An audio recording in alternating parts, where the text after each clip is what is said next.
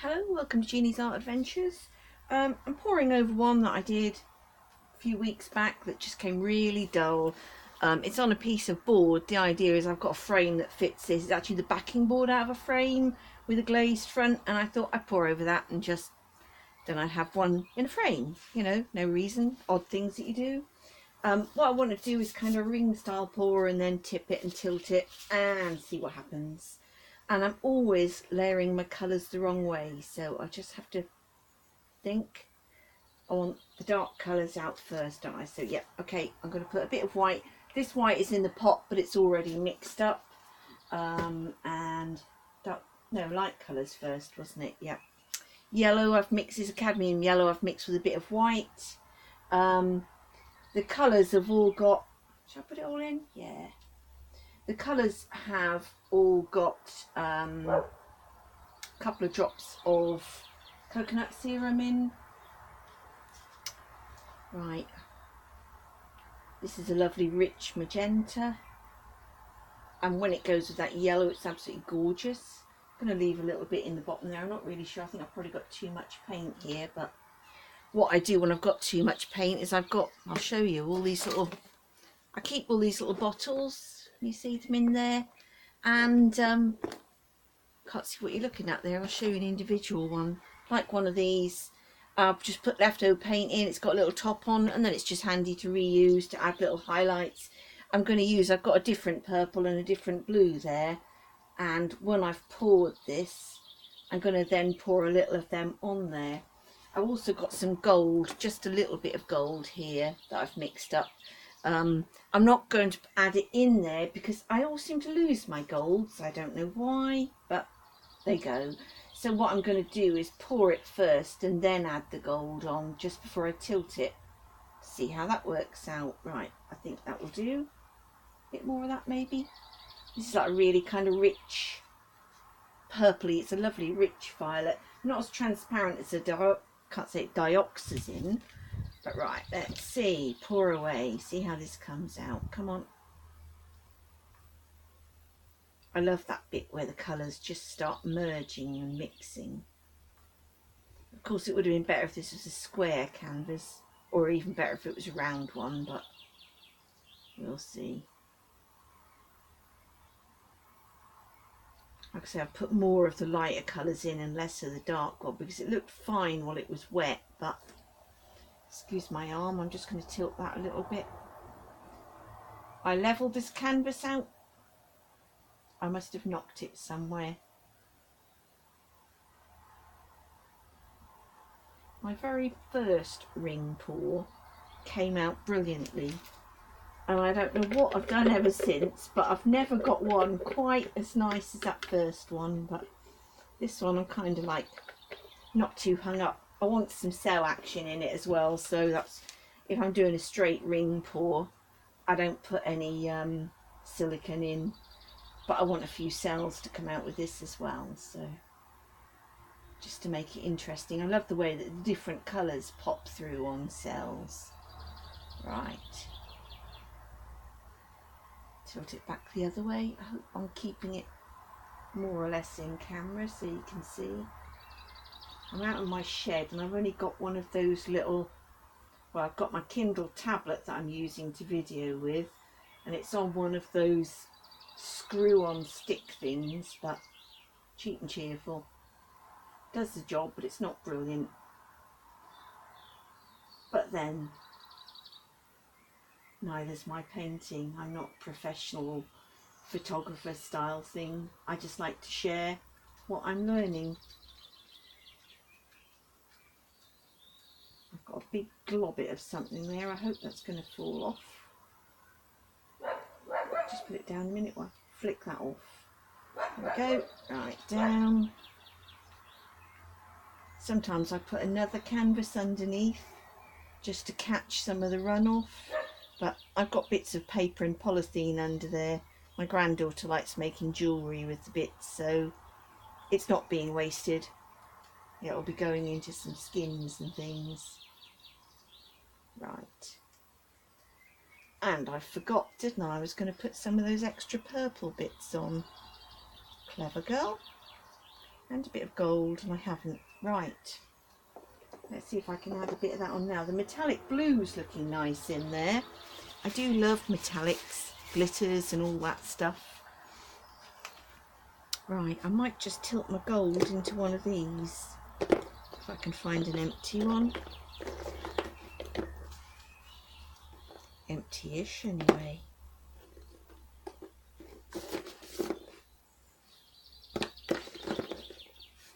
That looks empty.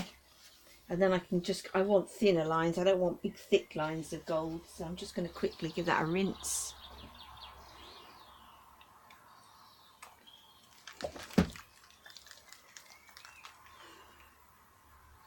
I know, messy. I would wash it out properly if I hadn't had this last minute forget what you're doing bit. But I have to say, my family will tell you that's perfectly normal. I'm always forgetting what I'm doing. Right, literally, these pots come with a little funnel, so I'm just going to pour the gold in. Come on, go through. Tell me that's it. Just needed a bit of air in it. I haven't put any silicone or anything in this gold because there was such a tiny little bit of it. Right, just going to take it off there while I squeeze the last bit out. Hate wasting these gorgeous this is golden liquid fluid gold. It's gorgeous, but like all the golden paints, it is expensive, but then a little does go a long way. It's always catch-22, isn't it? How much do you spend on paints? But considering what you spend on everything else, I think good quality paints. I mostly stick to like Royal and Langnickel. Oh, look at that little bit coming there, isn't that pretty? Right, I'm just going to put one or two little gold lines in there, just to sort of, because I like gold. I'll follow the edges down there. Where did I start it? Down there. And I'm going to put a little bit over here because it's looking a bit boring. Sorry, you get my arm in the middle there.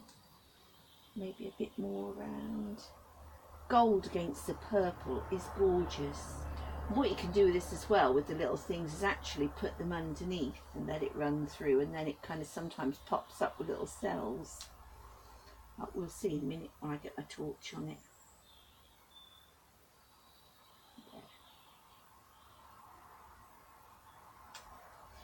Not for the faint-hearted doing things like this. It's kind of like, if you like control over your paints, this is not a style for you. If you're happy to go with what's going to happen, it's great fun.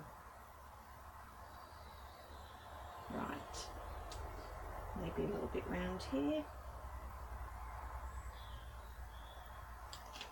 That looks better, doesn't it? And then I just cap off what's left. I'm trying to remember it's gold in there and not red. Right, now I'm going to do the same with this purple that I've got here.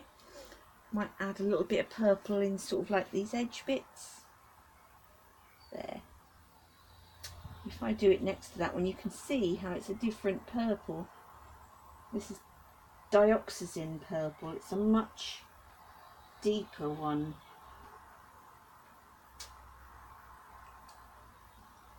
I try and keep the purples away from the yellow where I can, because when they're together nicely, they look gorgeous. When it goes wrong, and it goes wrong a lot with me, I just seem to get this horrible purple mud, browny sort of purpley, murky mix. Bit down there maybe. There, go up and around there. And then I've got some more blue.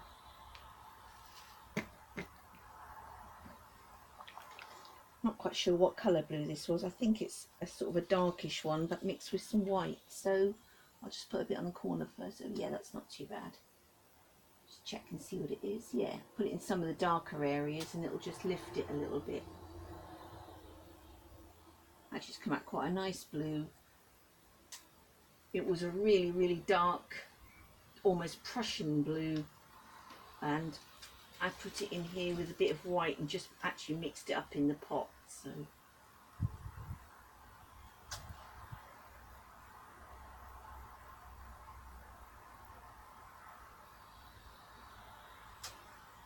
a little bit up here. I have this thing about balance. I like kind of the colours to be balanced, so it's not all of one at one side. What's fun as well, not this really needs it, but this is alcohol, isopropanol. I think this is 99%, or yeah, 99.9%. But what I do sometimes, if I want some extra cells, is just flick a bit on. Can you see them popping out where it goes? You don't want to put too much on because it does something to the paint, but yeah, see them popping out there? That's really nice.